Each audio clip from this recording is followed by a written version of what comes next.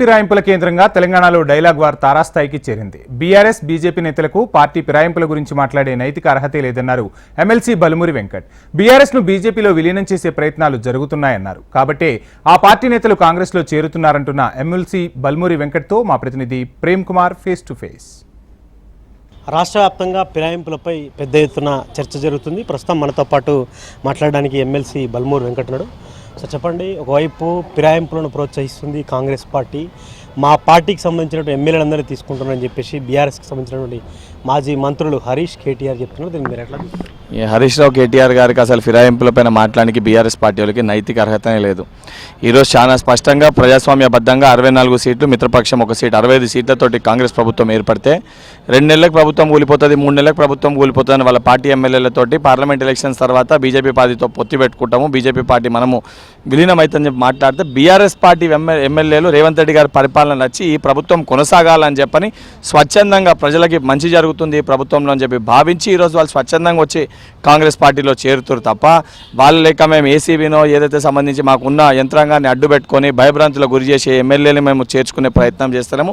చాలా స్పష్టంగా చేరిన ఎమ్మెల్యేలు కూడా చెప్తారు బీఆర్ఎస్ పార్టీ బీజేపీ పార్టీతో పొత్తు పెట్టుకునే ప్రయత్నం చేస్తుంది.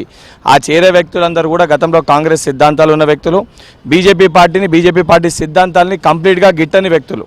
అసొంటి బీజేపీ పార్టీలో బీఆర్ఎస్ పార్టీని విలీనం చేస్తారు, కలుపుతారని చెప్పి స్వయాన వర్కింగ్ ప్రెసిడెంట్ కేటీఆర్ గారు మాట్లాడినప్పుడు అది వారికి నచ్చక ఈ ప్రజా పరిపాలన కొనసాగాలని చెప్పి వారు తీసుకున్న ఒక నిర్ణయానికి వ్యతిరేకంగా వాళ్ళు ఈరోజు కాంగ్రెస్ పార్టీలో చేరి కాంగ్రెస్ పార్టీ ప్రజా పరిపాలనని బలపరిచే ప్రయత్నంలో భాగంగా రావడం జరుగుతుంది. ఇప్పుడు మీ పార్టీలోనే కాంగ్రెస్ పార్టీలో ఎవరైనా వేరే పార్టీలకు సంబంధించిన ఎమ్మెల్యేలు జైన్ అయితే రాజీనామా చేసి రావాలని చెప్పేసి వాళ్ళే పెట్టుకొని ఇవాళ రాహుల్ గాంధీ చెప్పింది, ఏఐసీసీ చెప్పిందని పట్టించుకోవడం లేదు, టీపీసీసీ అని చెప్పి వాళ్ళు చెప్తున్నారు. అదే చెప్తున్నా, ఈరోజు వాళ్ళ కుటుంబానికి ఉద్యోగాలు పోయినాక, వాళ్ళ కుటుంబంలో ఒకరు జైల్లో పడ్డాక ఈరోజు వాళ్ళకి ఇవన్నీ గుర్తుకొచ్చినాయి. గతంలో ఏదైతే సంబంధించి శాసన మండలి విలీనం చేసుకున్నప్పుడు శాసనసభను ఏదైతే ఎమ్మెల్యేస్ అందరినీ విలీనం చేసుకుని ప్రతిపక్ష పార్టీ నాయకుడుగా హోదా లేకుండా చేసినప్పుడు ఆ రోజు వారికి గుర్తుకు రాలే. అసలు బీజేపీ బీఆర్ఎస్కి ఈ ఫిరాయింపులపైన మాట్లాడే నైతిక అర్హతనే లేదు వాళ్ళకి. గతంలో వాళ్ళు చేసిరు కాబట్టి ఇప్పుడు మీరు చేస్తున్నారా? వాళ్ళు చేసిన విధానానికి మేము చేసిన విధానానికి ఎక్కడ కూడా బీఆర్ఎస్ పార్టీ కానీ బీజేపీ పార్టీ రాష్ట్రాల్లో బీజేపీ అధికారంలోకి వచ్చినాక నెలకి కూలిపోతుంది, 2 నెలలకు కూలిపోతుంది, ఈ రోజు మేము వ్యాఖ్యలు మాట్లాడలే.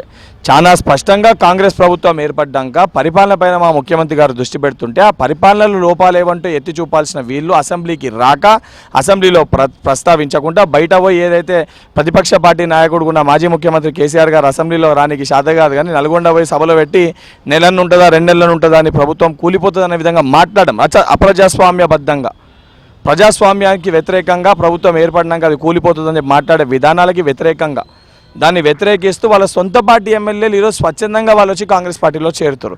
వాళ్ళ హయాంలో బెదిరించులోకి భయభ్రాంతులకు గురి చేసి ఎమ్మెల్యేలను చేర్చుకునే ప్రయత్నం చేస్తారు. ఇక ఎక్కడ కూడా కాంగ్రెస్ పార్టీ నాయకులు కానీ కాంగ్రెస్ పార్టీ ప్రభుత్వం కానీ ఆ రకంగా వ్యవహరిస్తలేదు. 2014 ఎన్నికల తర్వాత ఏదైతే ఆ రోజు వైఎస్ఆర్సీపీ పార్టీని కానీ ఏదైతే టీడీపీ పార్టీని కానీ ఆఖరికి కమ్యూనిస్ట్ పార్టీని ఇవన్నింటినీ విలీనం చేసుకున్న వ్యక్తులు ఈరోజు ఏదైతే పార్టీ ఎమ్మెల్యేల ఫిరాయింపులను మాట్లాడితే ఒకసారి గతాన్ని గుర్తు చేసుకొని గతం గురించి ఆలోచించి ఏదైతే ఈరోజు మాట్లాడుతున్న బావబామ్మడులు ఇద్దరు అది ఆలోచించి దాన్ని దృష్టిలో పెట్టుకొని మాట్లాడాలి. ఇది ముఖ్యంగా బీఆర్ఎస్ను బీజేపీలో విలీనం చేస్తారు కాబట్టి ఆ పార్టీ వ్యతిరేక విధానాన్ని ఆ పార్టీని వ్యతిరేకించే వారంతా కూడా మా పార్టీలోకి వస్తున్నారు. ప్రజాపాలనలో భాగంగా మీ ఎవరి ఎమ్మెల్యేలను బెదిరించడం లేదు, కొనుగోలు చేయడం లేదు, ప్రజాపాలన మెచ్చి నచ్చి మా పార్టీలోకి వస్తున్నారని చెప్పేసి ఎమ్మెల్సీ బల్మూరి వెంకట్ చెప్తున్నారు. కెమెరామెన్ మహేష్తో ప్రేమ్, హైదరాబాద్, గాంధీ భవన్.